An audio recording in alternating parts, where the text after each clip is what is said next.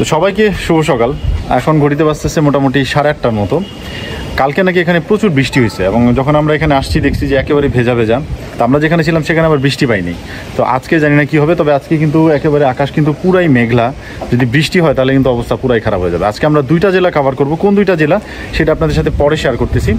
আর এই ছাদের এই পরিবেশটা খুবই ভালো লাগতেছে। এখানে একটু হাঁটাহাঁটি করতেছিলাম সকালবেলা, এত বাতাস আর এই সুন্দর একেবারে গাছপালা। এই কারিতাস যে ক্যাম্পাস যেটাতে আমরা কালকে এসে মানে যেখানে থাকছি রাত্রে, কারিতাস বাংলাদেশের ময়মনসিংহ যে আঞ্চলিক অফিস আছে সেখানেই উঠছি। আর কারিতাসে থাকলে আমি মানে কিছুটা একটু সেফ ফিল করি। এর জন্য কারিতাস বাংলাদেশের যতগুলো গেস্ট হাউস আছে বিভিন্ন মানে বিভাগগুলোর মধ্যে সেখানেই থাকার চেষ্টা করি। এখানে হলো গেস্টের থাকার জন্য আসলে রুমগুলা এ পাশ দিয়ে। আর এই ক্যাম্পাসটা তো আপনাদেরকে এর আগে আমি যখন আসছি তখন পুরোটা দেখাইছি।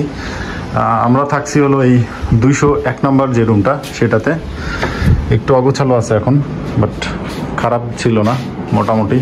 2 বেডের, এতে পাশে ওয়াশরুম আর এদিক দিয়ে একটা বারান্দার মতো আছে সুন্দর। এই দিক থেকে বেশ ভালোই বাতাস টাতাস আসে, ভালোই লাগে দেখতে।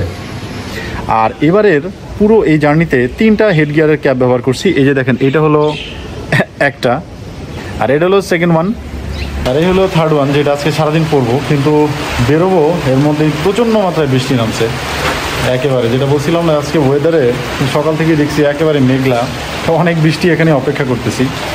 আর ক্যাম্পাসটা আমি একটু শ্যুট করতেছিলাম আপনাদের জন্য, তো ওইটা ততক্ষণ একটু দেখতে থাকেন। তো বৃষ্টি কমুক, তারপরে আমরা বেরোবো।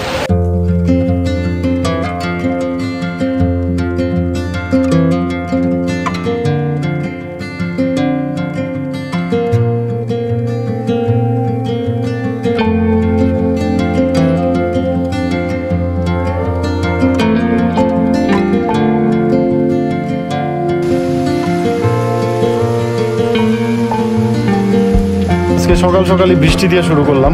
জানি না সারাদিন কেমন কি হবে আজকে। আজকে মনে হয় আমাদের বেশ কষ্ট পাইতে হবে, কারণ রেনকোট পরে সব জায়গায় মুভ করতে হবে। আর মোটো ব্লগে জানি না আসতে পারবো কিনা ঠিক মতো, কারণ কি যেরকম বৃষ্টি পড়তে থাকে আসলে গ্যাজেটগুলোরে সব একদম ব্যাগের ভিতরে ঢুকে রাখতে হবে, নষ্ট করা যাবে না বস।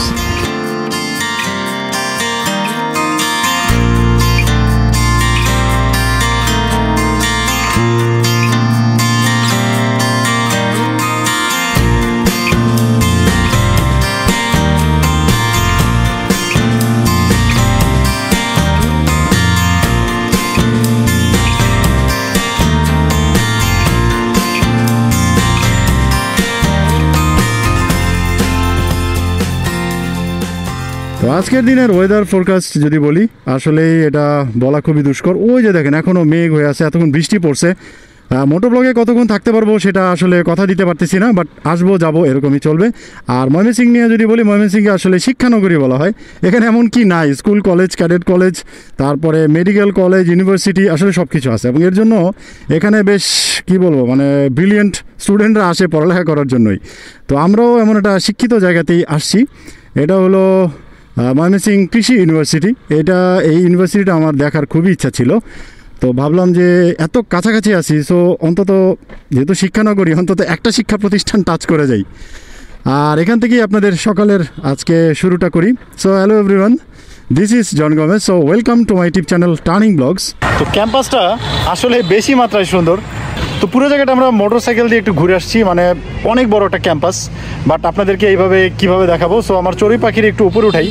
আই থিঙ্ক আপনারা পুরো জায়গাটা দেখতে পারবেন এবং বুঝবেন যে কী পরিমাণ সুন্দর। আর এত গ্রিন একটা পরিবেশ, একেবারে সবুজে ভরে গেছে, যেহেতু বৃষ্টি হইতেছে অনেক অনেক বেশি মাত্রায় সুন্দর। সো দেখেন,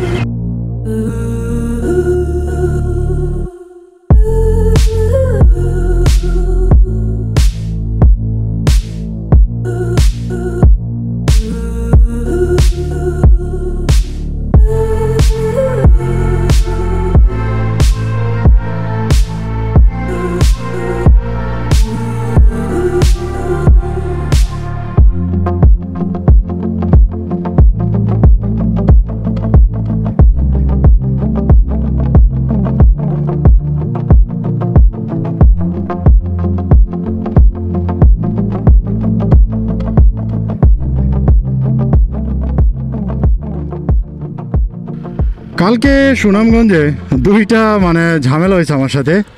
এক হলো যে আমার যে ড্রোনের যে ব্যাগটা ছিল সেটা তো একদম যে ক্ষেতের মধ্যে পড়ে গেছিলো, দাদা পরে ওটা কুড়াই নিয়ে আসছে। মানে thanks to the almighty God যে আমার ব্যাগটা মানে আমার ড্রোনটা আমি পাইছি, আদারওয়াইজ তো ওটা গেছিলো।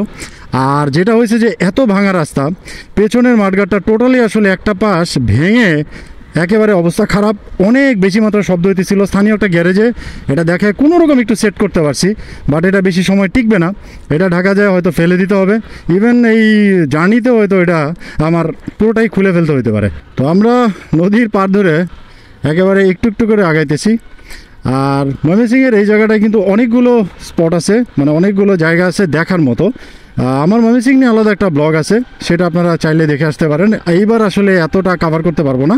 আসলে কি প্রত্যেকটা জেলাতে যায় জেলা প্রশাসকের কার্যালয়ের সামনে এক কাপ চা আর একটা বিস্কিট হয়তো জেলাগুলো শেষ করতে পারতাম, but hour destination is not like that.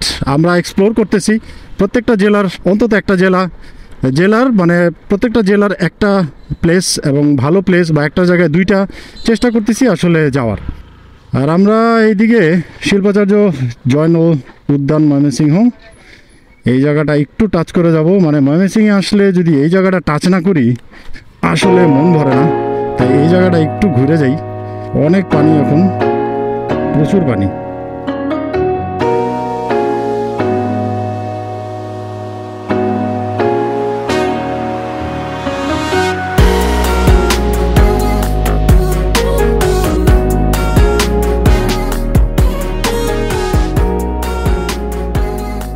তো আমরা এই ব্রহ্মপুত্র নদের এখানে একটু দাঁড়াইছি, এখানে দাঁড়ায় আবার দাদা আবার জুস কিনে নিয়ে আসছে, এই যে জুস খাবো।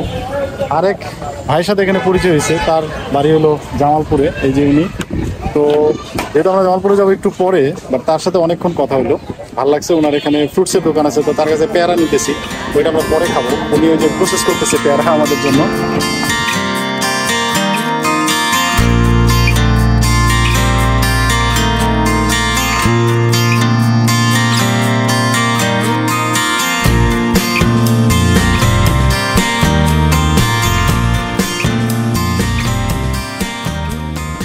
আর ময়মনসিংহ নিয়ে যদি বলি, আসলে কোনো একজন ইসলাম ধর্মাবলম্বী বড় কেউ একজন তার এক শিষ্যকে আসলে এখানে এই অঞ্চলে ধর্ম প্রচারের জন্য পাঠায়, এবং তার নাম ছিল মোমেন শাহ।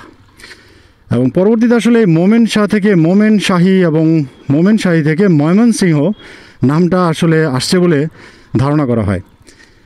আর এইখানে যে ইটা শিল্পাচার্য জয়নুল আবেদিনের যেটা সংগ্রহশালা আছে, এটা সবসময় আমি বন্ধ পাই, এই পর্যন্ত কখনোই এখানে এসে আমি ঢুকতে পারিনি। আজকেও নাকি একটু আগে বন্ধ হয়ে গেছে। তো যাক, এটা দেখার জন্য হয়তো আরও একবার আমার আসতে হইতে পারে। মাঝখানে প্যারা খাইছি, বৃষ্টি নামছিল অনেক বেশি, আবার যে রেনকোট পরতে হয়েছে আমাদের। তো এখন দেখলাম যে আবার ওয়েদারটা একটু ভালো, তো মনে হলো যে আবার কথা বলতে বলতে আগাই। তো কম্পেয়ার যদি করি কালকের রাস্তার সাথে আজকের রাস্তা, মানে একেবারে আকাশ পাতাল তফাৎ, এত সুন্দর রাস্তা। আর আজকে রুট প্ল্যান আমি কিন্তু আপনাদের সাথে এখনও শেয়ার করিনি। আজকে সারাদিনের রুট প্ল্যান আমি ময়মনসিংহ থেকে বেরোইছি, ময়মনসিংহে অনেকটা সময় দিলাম। তো এখন যাব আমরা শেরপুর থেকে আমরা জামালপুরে যাব, এবং জামালপুরে আজকে রাত্রে স্টে করব। এই হলো আজকের সারাদিনের রুট প্ল্যান। সারা বাংলাদেশব্যাপী এদের এই এক সমস্যা, হঠাৎ হুটহাট এরা চলে আসে এবং এইগুলাই চলতেছে। তো খুব কেয়ারফুলি ড্রাইভ করতে হবে। এই পর্যন্ত যতক্ষণ চালাইলাম, আর এই যে স্মার্ট ভাইয়েরা হঠাৎ করে নাম্বার প্লেট ছাড়া দুম করে রাস্তায় ঢুকে পড়ে। জানি না আমাদের সামনে কি আছে, ঈশ্বর যেন আমাদেরকে রক্ষা করেন। তো স্বাগতম সড়ক বিভাগ শেরপুর আমার 10 নম্বর জেলা। তো শেরপুরে আমরা ঢুকে পড়ছি, অনেক টান এবং অনেক বেশি মাত্রায় সুন্দর একটা ওয়েদার। আমরা যে জায়গাটা যেতেছি এটা হলো নালিতাবাড়িতে একটা রাবার ড্যাম আছে, সেটা দেখতে যাব। 3 জন স্যার আমাদেরকে স্বাগত জানানোর জন্য দাঁড়াইছিল এখানে নালিতাবাড়িতে। স্যার আপনাদেরকে অনেক অনেক ধন্যবাদ, স্যাররা আমাদেরকে অনেক সুন্দরভাবে স্বাগত দিছে। এটা হলো নালিতাবাড়ি উপজেলা মেবি। এটার ভেতরে আমরা মাত্রই ঢুকলাম, আর চারিদিকের পরিবেশ দেখে একেবারে মাথা নষ্ট হয়ে গেছে। এত সুন্দর গাছগুলা, পুরো জায়গাটা একদম টসটসা লাগতেছে, এত সুন্দর মাইন্ড ব্লোয়িং বস।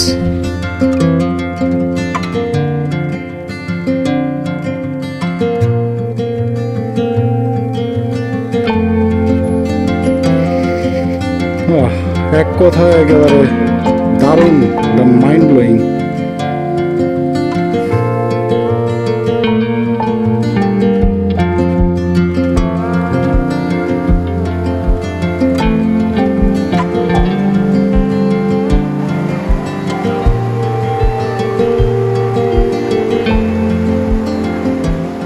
অনেক বৃষ্টি পড়তেছে, একেবারে আইসেই পরে যে আবার রেনকোট পরতে হইলো।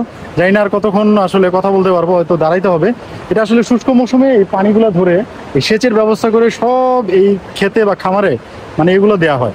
নর্মালি আসলে যেন কৃষকদের অনেক উপকার হয়। অনেক বৃষ্টি নেমে গেছে, বর্ষার সময় যদি জার্নি করেন না তাহলে বিপদই আছে। অনেক কষ্ট হইতেছে আমাদের দুজনের আজকে। সেই প্রথম দিন থেকেই বৃষ্টি বৃষ্টি, আজকে সারা দিন ভর বৃষ্টি। এই ছাতা, রেইনকোট পরো, এই বাইকের ভিতরে সব প্লাস্টিক দিয়ে আটকাও, যাতা অবস্থায় দেখেন না, সব প্লাস্টিক দিয়ে মোড়ানো। তো জায়গাটা অনেক সুন্দর, তো দাঁড়ায় দাঁড়ায় একটু উপভোগ করি। তো আপনারাও একটু বৃষ্টিটা উপভোগ করেন, আশা করি ভালো লাগবে।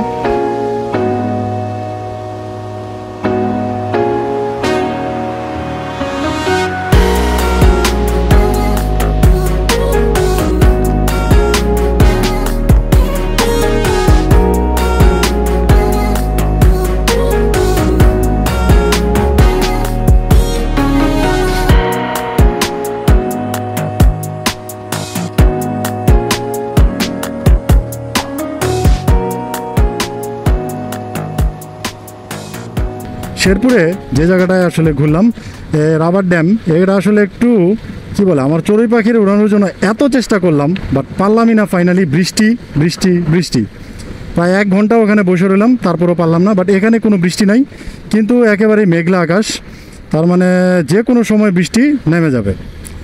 আর এই বৃষ্টির দিনে কিন্তু একটু ঘোরাফেরা করা একটু কষ্ট বস, একটু ওইভাবে প্রিপারেশন নিয়ে আসতে হবে। তারপরও চিল, 64 জেলা ঘুরতেছি, নিজের একটা স্যাটিসফ্যাকশন লেভেল অন্যরকম কাজ করতেছে। পাশাপাশি আপনারাও দেখবেন, আপনাদের জন্য কিছুটা কষ্ট করা। আর রাস্তাগুলো অনেক ভালো, সুন্দর অনেক, শেরপুরের রাস্তা অনেক সুন্দর। তবে রাস্তাঘাটে একটু স্যার ম্যাডামরা চলে আসে মাঝে মধ্যে, এগুলো একটু খেয়াল রাখতে হবে। একটু সাবধানে বাইক চালাবেন, স্পিড লিমিটটা কন্ট্রোলে রাখা, রাস্তাটা দেখে বুঝে চালাইতে হবে। ফ্রিজে ছানা পায়েস মানে প্রতিদিন হয় না নাকি? একদিন পর পর যায়। ও কেমন জিনিস এটা আসলে? ও এর মানে রসমালাইয়ের মতো? রসমালাই সারা পাঁচ এক নাই। 250 গ্রাম খাইতে পারবেন না? 250 গ্রাম ছানা পায়েস হলো ওই রসমালাইয়ের মতো আসলে।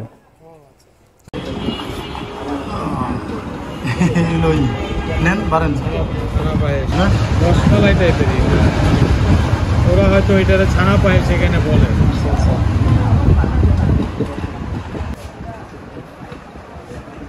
শেরপুরের এই ছানা পায়েস নাকি খুব ফেমাস, তো যেহেতু আসছি তো মনে করলাম যে একটু টেস্ট করে যাই আমরা।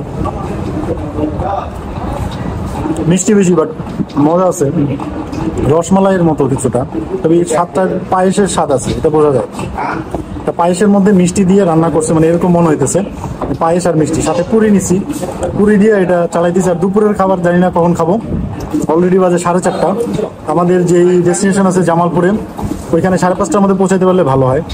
তো দাদা যদি এগ্রি করে তাহলে আমরা টানা যাবো ওইখানে, ওখানে যে ওটা শেষ করে তারপরে খাওয়া দাওয়া করে তারপরে আমরা যেখানে থাকবো সেখানে চলে যাবো। ভালো, আমরা অল্প করে নিচ্ছি, 110 টাকা দাম পড়ছে, 250 গ্রাম মেবি। তো দুজনে খাইয়া শেষ করতে পারতেছি না, কারণ একটু মিষ্টি বেশি। ওয়েলকাম টু সড়ক বিভাগ জামালপুর। তো বৃষ্টি শুরু হয়ে গেছে আজকে। আমাদের সাথে কি হইতেছে জানি না, যেই ডেস্টিনেশনে ঘুরতে যাব সেই ডেস্টিনেশনে আসার সাথে সাথেই বৃষ্টি পড়তেছে, আর পুরো রাস্তায় কিন্তু কোনো বৃষ্টি নাই। জামালপুর কিন্তু কিছুটা, আর জামালপুর কিন্তু কিছুটা কৃষি প্রধান একটা জেলা। এখানে কিন্তু ধান, গম, তারপরে পাট, আখ, চীনাবাদাম এগুলো কিন্তু বেশ ভালো হয়। আর জামালপুরের নামকরণে সম্রাট আকবরের সময়কালে, বেশ অনেক সময় আগের কথা, ওই সময়ে হজরত শাহ জামাল নামে একজন ধর্মপ্রচারক তার 200 জন অনুসারী নিয়ে আসলে এই অঞ্চলে আসে ধর্মপ্রচারের জন্য। এবং একটা সময় যে তার নামটা বেশ ভালোভাবে ছড়ায় পড়ে চারিদিকে। তো ধারণা করা হয় আসলে তার নাম থেকেই এখানে জামালপুর নামটা মানে হওয়ার একটা সম্ভাবনা অনেক বেশি। ভাবছিলাম একবারে গান্ধী আশ্রমে যে আপনাদের সাথে কথা বলবো, বাট এই ভিউ দেখে আর লোভ সামলাইতে পারলাম না। মনে হলো আপনাদেরকে একটু দেখাই, মানে এত দূর দূরান্ত পর্যন্ত শুধু ধান ক্ষেত আর ধান ক্ষেত, একেবারে সবুজ। আর এগুলোকে বলে খ্যার আমাদের দেশে, মানে ধান কাটার পরে যে অংশটা থাকে সেটা শুকানোর পরে গরু খায় বা ব্যবহার করে বিভিন্ন কাজে। এটার একটা সুন্দর একটা গন্ধ এখান থেকে আসতেছে। এই পরিবেশটাই মানে একেবারে অস্থির রকমের সুন্দর একটা পরিবেশ। তো মানে আশ্রমটা গান্ধী আশ্রম মানে এমন একটা জায়গায় করছে অনেক ভেতরে, কিন্তু এই পরিবেশটা দেখা একেবারে মন ভরে যাবে আপনাদের।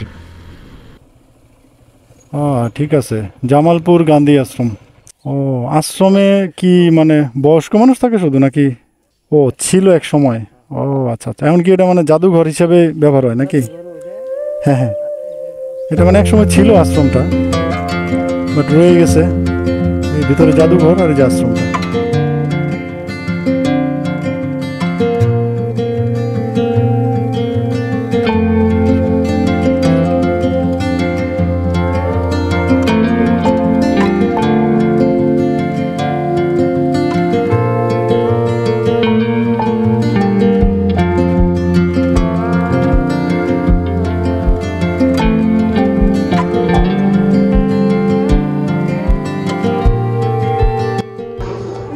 এখানে ইলেকট্রিসিটি নাই, তো এখানে আসলে গান্ধীজির অনেক ছবি আছে, বিভিন্ন সময়কালের সব ছবি, কি কি করছেন উনি সব কিছু এখানে আছে।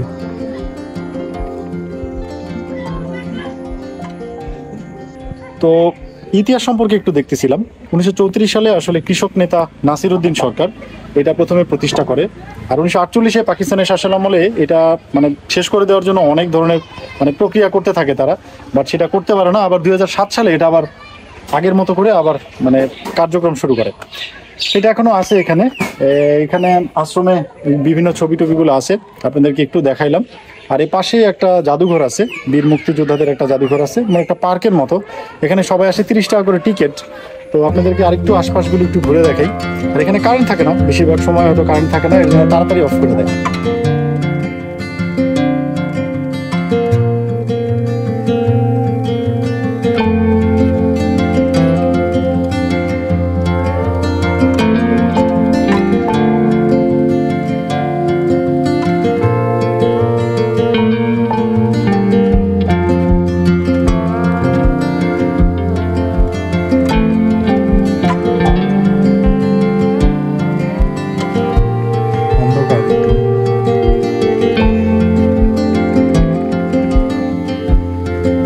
ডিসেম্বর 1971 জামালপুর টাঙ্গাইল সড়কে আত্মসমর্পণকারী পাক সেনাদের দুটি দল। সুন্দর ছবি সহ জামালপুরের অনেক ইতিহাস আছে যুদ্ধের সময়কালে।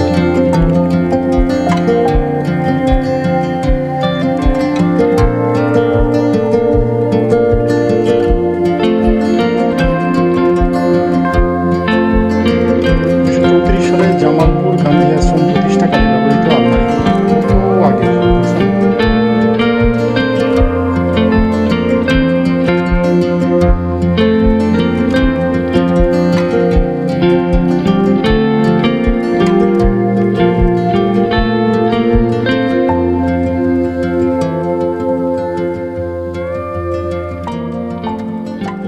আমার একটা পার্সোনাল সাজেশন থাকবে, যদি জামালপুরে আসেন অবশ্যই এই গান্ধী আশ্রম এই জায়গাটায় আসবেন, ঘুরে যাবেন। পাশাপাশি এই যে বীর শ্রেষ্ঠ শহীদদের জন্য যে জাদুঘরটা আছে, তো এই জায়গাটাও অবশ্যই ঘুরে যাবেন। এখানে অনেক ইতিহাস আছে, আর জামালপুরের অনেক ইতিহাস আছে। মুক্তিযুদ্ধের সময় মানে জামালপুরে কি কি হয়েছে, কিভাবে হয়েছে, কাদেরকে মারা হয়েছে, কোথায় গণকবর হয়েছে, সব কিছু একদম ডিটেল এখানে আছে। তো একেবারে শেষ বিকেলের শেষ সময়, তো চড়ুই পাখির একটু উড়াই, যেহেতু লাস্ট যে ডেস্টিনেশনটা ছিল ওইখানে আপনাদেরকে যে মানে রাবার ড্যামটা ছিল সেটা দেখাতে চাইছিলাম, পারি নাই। এই আশপাশগুলো এত সুন্দর লাগছে, এত দূর দূরান্ত পর্যন্ত আসার সময় আপনাদেরকে দেখাইছি না যে এত মাঠ, এগুলো একটু দেখেন, আমার মনে হয় ভালো লাগবে। আর এখান থেকে বিদায় নিব, আমরা যেখানে থাকবো উন্নয়ন সংঘ নামে একটা এনজিও, সেখানেই থাকবো, পরে ওটা নিয়ে বিস্তারিত আলাপ করবো। তো এখান থেকে আপাতত বিদায় নিতেছি, দেখা হবে একেবারে ওই যেখানে থাকবো সেখানটাতে।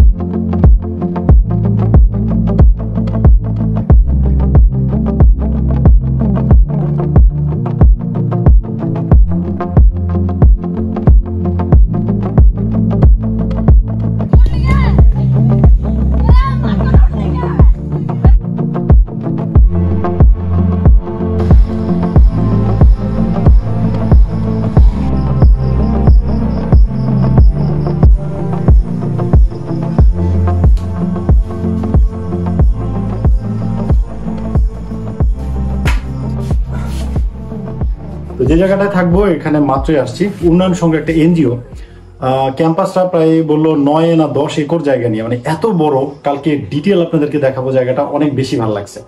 তো দাদা অলরেডি গোসলে গেছে, আমি গোসল করি। সারাদিনে কি হলো ছোট করে একটা রিভিউ দিব, আর ভেতরেই খাবো। এখান থেকে খাবারের দোকান অনেক দূর, এখানে ডিম ডাল মানে ভাত যা আছে তাই একটু করে খেয়ে নিব, পরে আপনাদের সাথে আবার কথা হবে রাতে। সো এখন একটু ফ্রেশ হই, গোসল গোসল করি, তারপরে দেখা হবে। সো টিল দেন।